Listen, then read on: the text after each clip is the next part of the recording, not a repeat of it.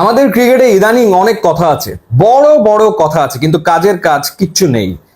Performance গোল্লা।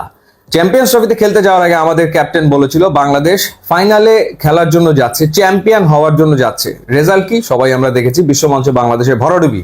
এবং সেই ভরাডুবির পর ক্যাপ্টেন বলেছিল যে ব্যাটিং এ আমূল পরিবর্তন করে ফেলতে হবে। এরপর জিম্বাবুয়ের বিপক্ষে প্রথম টেস্ট ম্যাচ শুরুর আগে ক্যাপ্টেন কি বলল? বলল যে আমরা নতুন ধরনের ক্রিকেট আসলে খেলতে চাই। কথা আছে, পারফরমেন্স কি? জিম্বাবুয়ের বিপক্ষে বাংলাদেশ প্রথম টেস্ট ঘরের মাটিতে সিলেটে হেরে গেল 3 উইকেটে। কেন, কি কারণে এই টেস্ট ম্যাচ আসলে আমরা হারলাম? অনেকেই ভেবেছিল যে জিম্বাবুয়ে আসছে, বাংলাদেশ অনায়াসে এই টেস্ট ম্যাচ জিতবে। অনেকে তো এরকমও বলেছে যে গরিবের অ্যাশেস। টেস্ট ম্যাচটা হয়েছে মন্দ না, শেষ দিকে খেলাটা জমে গিয়েছিল ঠিকই, কিন্তু বাস্তবতা হলো যে বাংলাদেশ হেরেছে এবং বাংলাদেশ ডমিনেট করতে পারেনি একদিনও। 4 দিনের ভেতরে একদিনও তো বাংলাদেশ আসলে এই ম্যাচে ডমিনেট করেনি। কেন, কি কারণে এই ব্যর্থতার কারণ খুব সিম্পল, সেটা হচ্ছে নতুন বলের ব্যবহারটা করতে না পারা।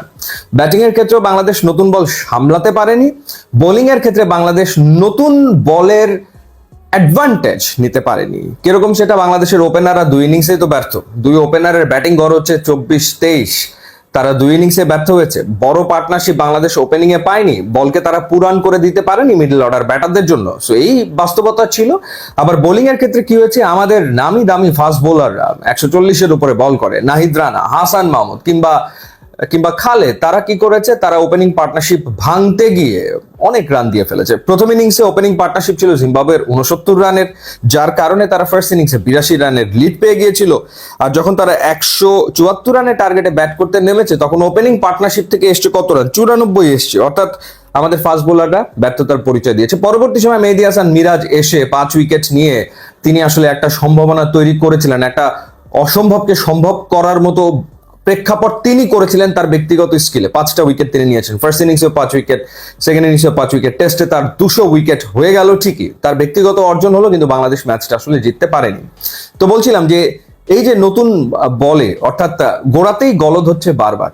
ওয়ানডে হোক, টেস্ট হোক, টি20 হোক, ওপেনাররা যদি পারফর্ম করতে না পারে, রেজাল্ট পাওয়া খুব আসলে মুশকিল, ডেফিনেটলি মুশকিল। এখন ওপেনাররা 17 ম্যাচ, কেউ 20 ম্যাচ খেলে ফেলেছে, এখন তাদের ব্যাটিং গড় যদি 23-24 হয়, তারপর আমরা নির্বাচককে বলতে শুনি যে সম্ভাব্য সেরা দল ঘোষণা করা হয়েছে। আসলে এই হচ্ছে সেরা দলের পারফরমেন্স, এই হচ্ছে রেজাল্ট। এবং ওই যে যেটা বললাম যে নতুন বলে আমাদের ফাস্ট বোলাররা কোথায় এফেক্টিভ হলো, কোথায় তারা ভেঙে ফেলতে পারলো জিম্বাবুয়েকে, তারা আসলে পারেনি। তো যাই হোক, ক্রেডিট গোস টু জিম্বাবুয়ে, তারা দুর্দান্ত ক্রিকেট খেলেছে এবং ক্রিকেট খেলে তারা 3 উইকেটে ম্যাচটা জিতে নিয়েছে। এবং প্রাপ্তি বলতে মেহেদী হাসান মিরাজের 2 ইনিংসে 5 উইকেট, এছাড়া তো আর কোনো কিছু নাই। মানে এখনো যদি মুমিনুল হকের একটা 50 কিংবা জাকের আলী অনিকের একটা 50 নিয়ে আমাদেরকে আত্মতুষ্টিতে ভুগতে হয়, তাহলে তো আসলে বিপদ। তো এখান থেকে বেরিয়ে আসাটা জরুরি, কথা কমিয়ে পারফরমেন্সটা বাড়ানো জরুরি, কিন্তু সেটা আসলে হচ্ছে না। এখন দেখা যাক সেকেন্ড টেস্টে হয় কিনা এবং সেকেন্ড টেস্টে বাংলাদেশ ঘুরে দাঁড়াতে পারে কিনা। ইউটিউব ইনস্টাগ্রাম লিঙ্ক আছে, আপনারা যোগ দিলে খুবই খুশি হবো। And thanks for watching.